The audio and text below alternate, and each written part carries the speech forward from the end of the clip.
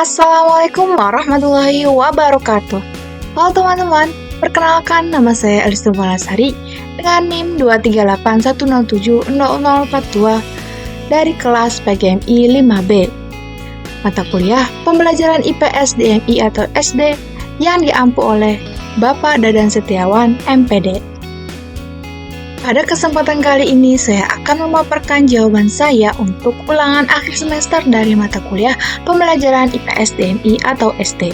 Tujuan presentasi ini adalah untuk mengevaluasi pentingnya pembelajaran IPS yang kontekstual dan berbasis lingkungan lokal, serta merancang skenario pembelajaran menggunakan pendekatan Contextual Teaching and Learning atau CTL. Nah, kasus yang dibahas itu terjadi di sebuah MI yang berada di daerah pesisir, di mana lingkungan sekitar sekolah itu sangat kaya dengan aktivitas nelayan, tambak ikan, dan pengolahan hasil laut. Namun, guru IPS kelas 4 mengalami kendala karena buku paket yang digunakan itu lebih banyak membahas konteks pertanian dan perkebunan, sehingga kurang relevan dengan kehidupan sehari-hari siswa. Dalam kehidupan sehari-hari, siswa madrasah ibtidaiyah atau sekolah dasar tidak terlepas dari lingkungan sosial dan alam di sekitarnya.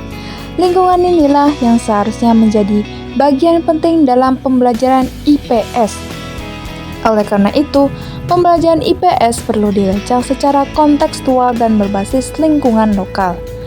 Pembelajaran IPS yang kontekstual dan berbasis lingkungan lokal memegang peranan sangat penting dalam proses belajar siswa MI atau SD. Mengapa? Karena IPS tidak hanya berfungsi menyampaikan pengetahuan sosial, tapi juga membentuk cara berpikir, sikap, dan kepedulian siswa terhadap realitas sosial di sekitarnya. Dilihat dari perkembangan kognitif, siswa MI atau SD berada pada tahap operasional konkret.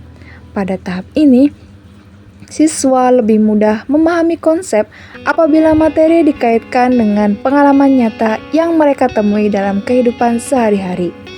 Ketika pembelajaran IPS mengangkat konteks lokal, seperti aktivitas ekonomi nelayan, tambak ikan, atau pengolahan hasil laut, siswa dapat mengaitkan konsep kegiatan ekonomi dan pemanfaatan sumber daya alam dengan apa yang mereka lihat, dengar, dan alami langsung.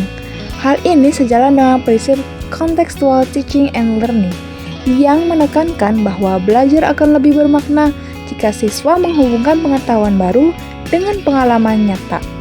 Selanjutnya, dari sisi pembentukan sikap sosial dan ekologis, pembelajaran IPS kontekstual berperan dalam menumbuhkan rasa peduli, tanggung jawab, dan empati sosial.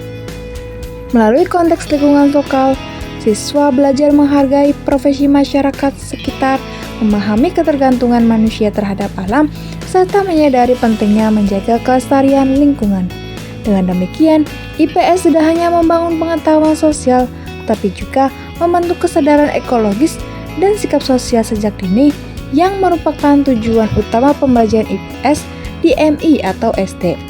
Dari aspek motivasi dan makna belajar, pembelajaran yang kontekstual membuat siswa merasa bahwa materi IPS dekat dengan kehidupan mereka, bukan sekedar isi buku.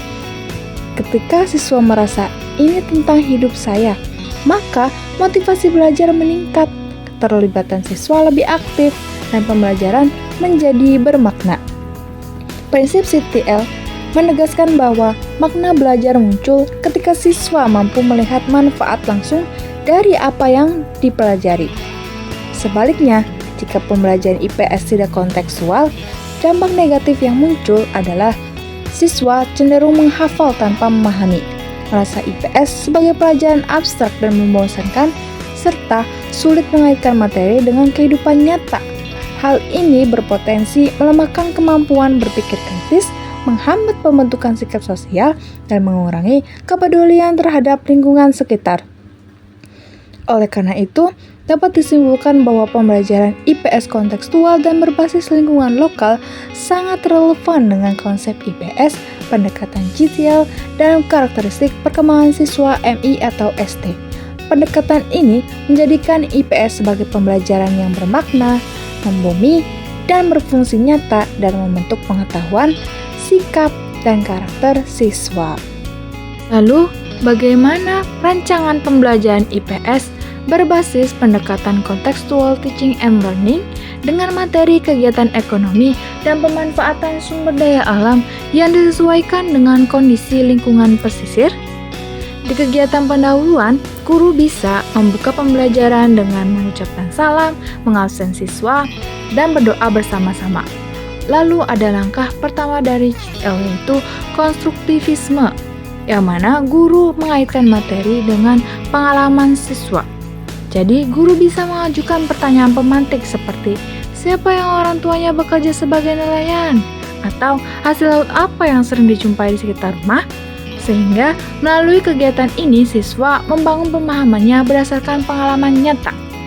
Selanjutnya, guru bisa menjelaskan tujuan pembelajaran hari ini, yaitu melalui pembelajaran ini siswa diharapkan mampu mengidentifikasi jenis kegiatan ekonomi masyarakat pesisir seperti nelayan dan tambak ikan, menjelaskan pemanfaatan sumber daya alam laut, serta menunjukkan sikap peduli terhadap lingkungan pesisir. Selanjutnya, di kegiatan inti ada langkah kedua dari CTL yaitu inquiry, yang artinya mengamati dan menemukan konsep. Jadi, siswa itu diajak mengamati gambar atau video tentang aktivitas nelayan, tambak ikan, dan pengolahan hasil laut. Dari hasil pengamatan tersebut, siswa menemukan sendiri jenis kegiatan ekonomi apa dan sumber daya alam apa saja yang dimanfaatkan masyarakat pesisir. Lalu, langkah ketiga dari CTL itu ada questioning, yang mana guru dan siswa itu saling bertanya untuk memperdalam pemahaman. Misalnya, mengapa masyarakat pesisir banyak bekerja sebagai nelayan? Atau, apa dampaknya jika laut tidak dijaga? Nah, kegiatan bertanya ini mendorong siswa untuk berpikir kritis dan aktif dalam pembelajaran. Lalu, langkah keempat dari CTL ada learning community, di mana pada tahap ini siswa dibagi ke dalam kelompok kecil untuk berdiskusi mengenai kegiatan ekonomi pesisir dan cara menjaga kelestarian laut.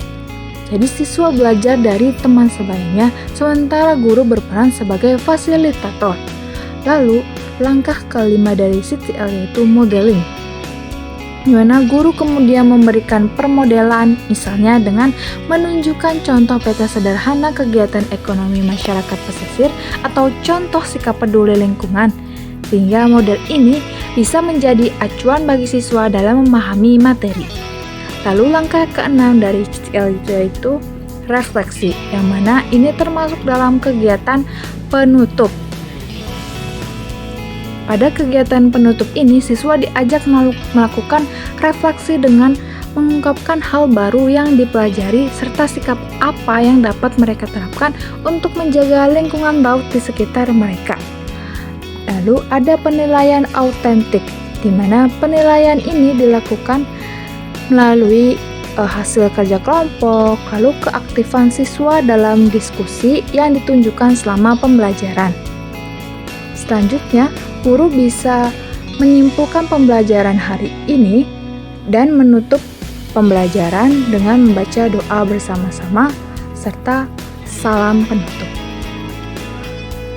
Sebagai penutup, dapat disimpulkan bahwa pembelajaran IPS yang kontekstual dan berbasis lingkungan lokal merupakan pendekatan yang sangat relevan bagi siswa Madrasah Ibtidaiyah atau sekolah dasar. Dengan mengaitkan materi IPS pada realitas kehidupan siswa, pembelajaran menjadi lebih mudah dipahami, bermakna, dan sesuai dengan tahap perkembangan mereka.